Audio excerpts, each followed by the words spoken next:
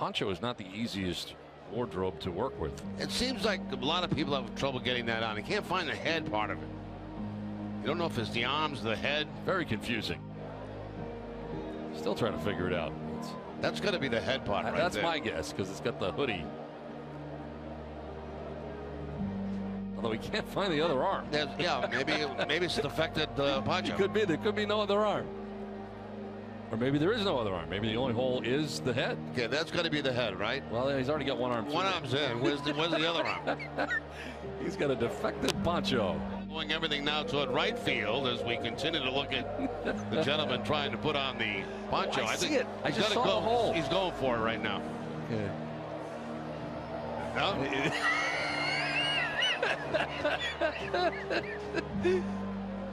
On one side, there's got to be a hole on that other side. There has to be. It's got a hood and everything. Yeah, the hood. That's how we know that's the right part. I said, forget it. I'm going one arm. Should have Gary interview him. In the game of baseball, players come and players go. Legends rise and retire. Dynasties are built and broken. But there's one voice that connects generations. And that voice belongs to no other than Don Orsillo. For over 3 decades, Orsillo has narrated the drama, heartbreak, comedy, and glory of Major League Baseball. First, as the voice of the Boston Red Sox, and now as the beloved broadcaster of the San Diego Padres. This is the story of resilience, loyalty, heartbreak, and redemption. Ballpark, there's the Emperor of Red Sox Nation from California, and he walks around with a Red Sox cape on, and he sent up to the booth 3 big stacks of garlic for us. And I know, Don, you're a cook, and you're going to take that home with you. You can have mine.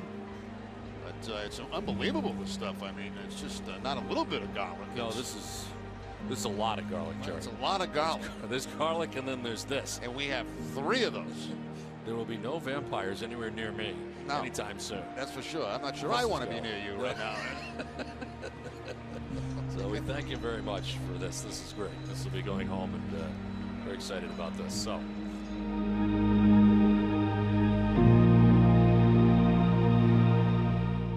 Born in Melrose, Massachusetts, Don Orsillo didn't grow up dreaming of hitting home runs. He dreamed of calling them.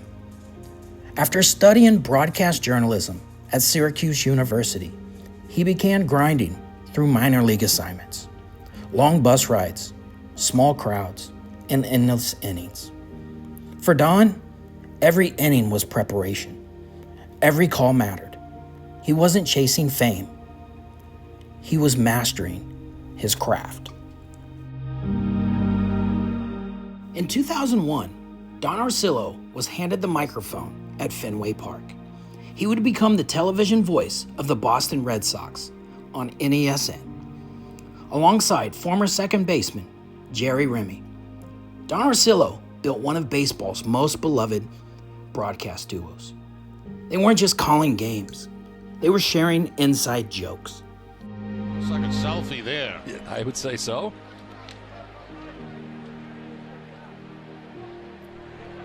One out here in the second inning. Have you ever taken a selfie? No, I never have. I've seen yours. I've taken a few. You took one today. Yes, I did. Some folks that we met up here in the booth. Pitch will miss for ball 1. You got to work on your selfies, because what you get when you take your selfies is you get a lot of forehead. Well, there's no way around that. No, there is a What way. are we going to add hair? No, I mean, you got to shoot lower. No, you don't want to shoot lower on me, because then you lose all the hair. Huh. Then it's all gone. All you see then is face. It's no good. It's no good. Trust me on this. I know what I'm doing. It's all face. Every selfie I see of you is just strictly your forehead. Now, if you take the hair away, all you get is face. It's all right. No, it's not all right. It's a big deal. Need some flowing moss. Fly ball hit out to center field, sending Sam back. He's got room. And he makes the catch. Deep and far, but out number 2.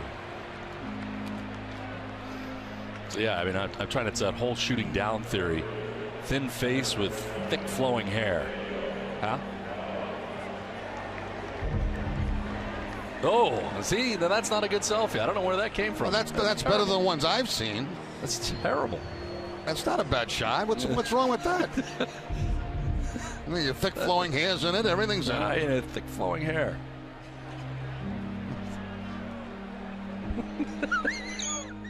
Laughing uncontrollably, humanizing the sport. Then came 2004, the curse of the Bambino breaking season. The Boston Red Sox won their first World Series in 86 years, and Don Orsillo's voice became permanently woven into baseball history. In 2015, shockwaves hit Red Sox Nation. NESN had announced Don Orsillo would not return the following season. Fans were stunned. Players were emotional. His final broadcast at Fenway Park was not just a goodbye. It was a love letter to a city. Don Orsillo held back tears. The crowd gave him a standing ovation.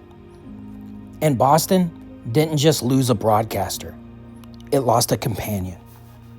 Jerry, we were not traded yesterday. There was a chance there, I think, for a while for a 3-team deal, but it's gone. And when Red died at the deadline, from what I understand, my people, my sources tell me that it was right down to the deadline, you going back to Tito in the Cleveland Indians.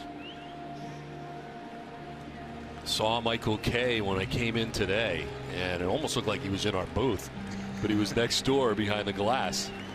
The thing that held up your deal yesterday was cash considerations. I mean, you made too much money.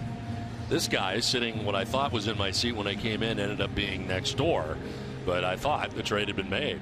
Yeah, he works all day long. He does. He has a radio show all afternoon and games at night. And then does this. Yeah, I mean, it never ends. It's unbelievable.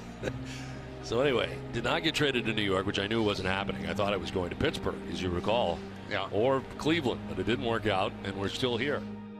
Then came a new chapter. In 2016, Don Orsillo became the television voice of the San Diego Padres at Petco Park. Teaming up with former Major League pitcher Mark Grant, Don Orsillo rediscovered joy. The city of San Diego embraced him, and he embraced them right back. His humor returned. His signature home run calls echoed across Southern California. The heartbreak of Boston became the rebirth in America's finest city. Moreno to deep right field. Camarena plays it. San Diego. Are you kidding me? The Padres pitcher they just brought up from El Paso, the San Diego kid. It's a grand slam. That's unbelievable. Oh my gosh.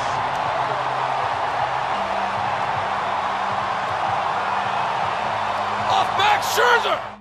What makes Don Orsillo special? It isn't just his voice. It's authenticity. He lets moments breathe. He laughs when things get weird. And he celebrates without overpowering. In an era of noise, Don Orsillo mastered timing. And baseball is all about timing. From Fenway Park to Petco Park, from heartbreak to renewal, Don Orsillo proves something rare in professional sports. Sometimes the voice matters just as much as the players. For Boston, he was family. And for the city of San Diego, he became home. And for baseball, he is one of the most treasured narrators. High drive, deep left field for Fernando. That is very gone into the second deck. Don Orsillo along with Mark Sweeney. You're not Mark Sweeney, are you? You're Mark Grant. And this is Padres baseball. We'll see Mark Sweeney later in the week. It'll be great. But for now, we have Mark Grant.